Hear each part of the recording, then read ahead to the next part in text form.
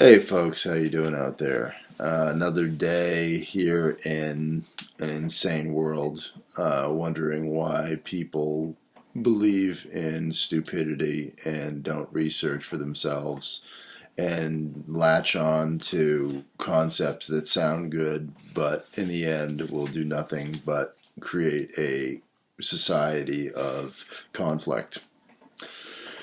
So, I went out and bought myself one of these. The Quran said holy. I had to cover that up because holy usually means something that helps people to live a better life or has some sort of nature of godliness, like a higher understanding of how to live a life of spiritual freedom and liberation. Well, that's not this thing. And I mean, it's some cool artwork of some squiggle marks of Arabic on there. I think this is like the Al Qaeda flag or something, or maybe the ISIS flag nowadays. No offense to people out there that claim Muslim faith but have never read this and think Islam is peace, because it seems to be about half the population of Islamic folks in the world. And I'm sorry that you're being led down the wrong path. But that being said, we're going to take a little journey today through this because I think a lot of the folks in the world out there have no concept what is in this and think it is actually something that is a legitimate religion. And I'm going to demonstrate in these pages how that is completely false. So, let the journey begin. Sorry about my disheveled look. I'm planning on taking a shower after I go to the gym. I don't bathe before the gym because that would be counterproductive. Okay, I have bookmarked this with all sorts of marks, all sorts of these little tabs to make it quicker reference of the evil parts. I'm not going to say any of the less evil statements in the Quran that people surprisingly don't try to use very often to justify the goodness of the Quran. But that's a topic for another discussion, and those statements are actually easily refuted. So, number one, but those who reject faith and belay our signs, they shall be companions of the fire, they shall abide therein. Actually, there's a lot of that. We're condemning non-believers to hell, which is a topic all of itself. So I have bookmarked this one with V for violence. Fight in the cause of Allah, those who fight you. Allah loveth not transgressors. And slay them wherever you catch them, and turn them out from where they've turned you out. And if they fight you, slay them. And fight them until there is no more tumult or oppression. If anyone transgresses the prohibition against you, transgress likewise against them. An eye for an eye. But fear Allah, know that Allah, with those who restrain themselves, is with those who restrain themselves. Like restrain themselves how? Restrain themselves by strapping TNT to their chests and then going into a crowd of people, and innocent people generally. Fighting is prescribed to you, and if you dislike it, it is possible that ye dislike a thing that is good for you, and that ye love a thing that is bad for you. But Allah knoweth, and ye knoweth not. So what is happening is that Islam paints people into corners. Like, I don't want to blow people up. I want to love this Allah, who I think is God, but I don't want to blow people up. Well, Muhammad has a special passage for you. It says that you don't know. You don't know. Like, you got to do what Allah says, and you might not like the fight, but Allah says it is good for you. It's a cult that you can't get out of. We'll get further passages. I'm doing this as a direct consequence of calling my congressional office yesterday and telling me that there is no the person on the phone, a lady that was trying to tell me how to think. Thank God I didn't listen to her. That's another problem. There's too many people out there telling everybody what to believe.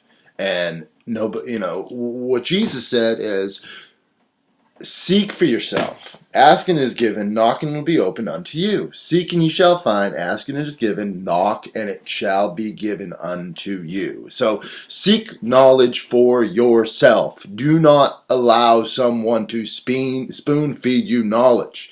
That will not work out and lead you to a good place.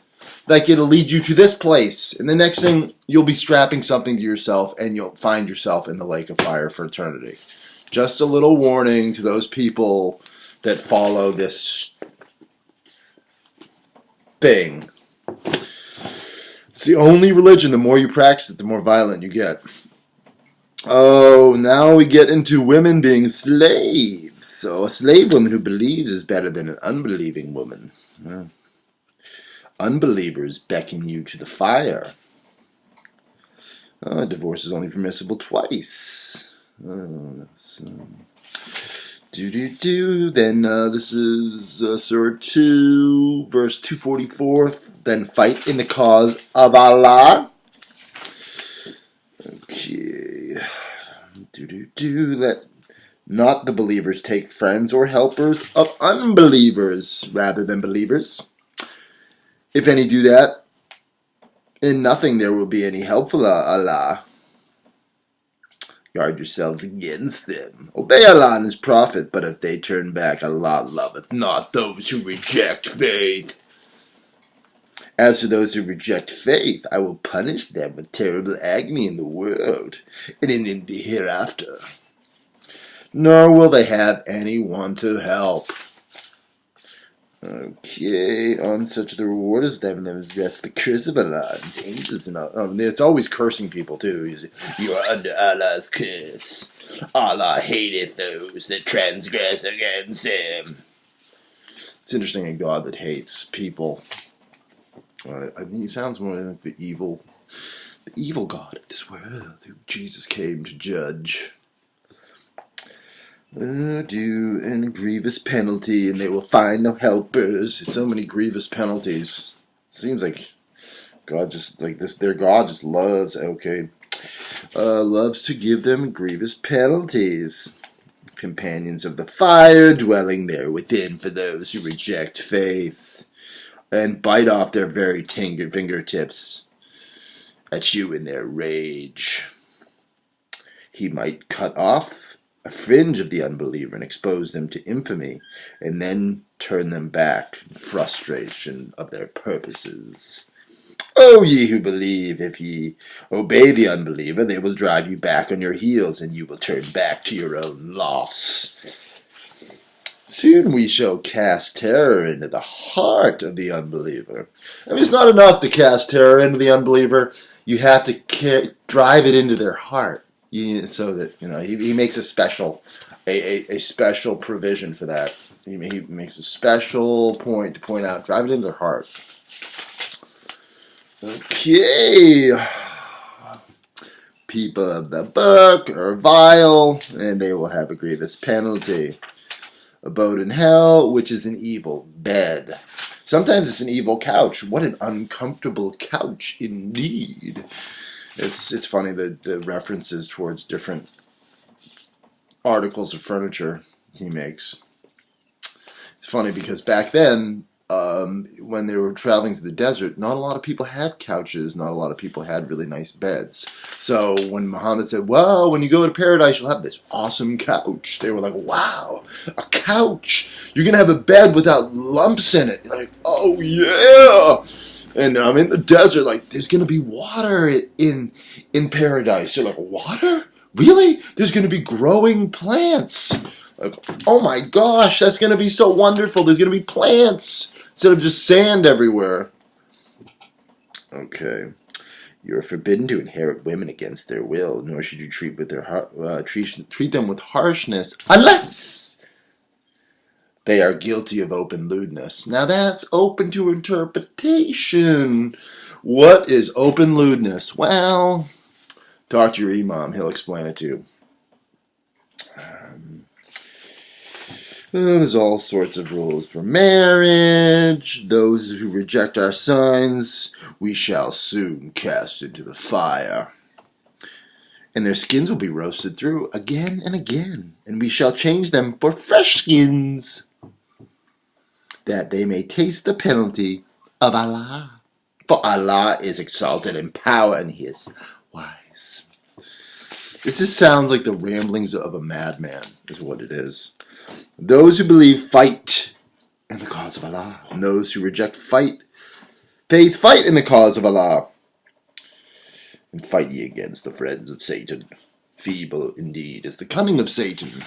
Really? Feeble Satan. I know, Muhammad, you figured it out. You're so smart. You've defeated the God of this world through taking on his very tactics. Okay. Allah is the strongest in might and in punishment. Take no friends or helpers. This is a good one. This is good. But if they should reject faith, and if they turn renegades, seize them and slay them wherever you find them, and take no friends or helpers from their ranks. Well, so much for leaving Islam.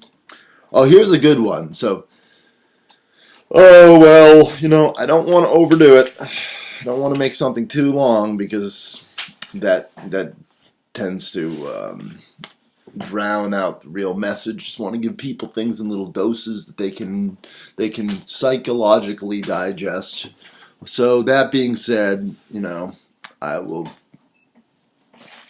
continue on in another video of why it is important to know what's in here. But just one more thing being said is this is because there's people that think this is just a religion of peace. But those people are not reading this. They've never read it, and they talk about something they have no understanding of. So thank you very much for taking time to enjoy this primer of the Quran.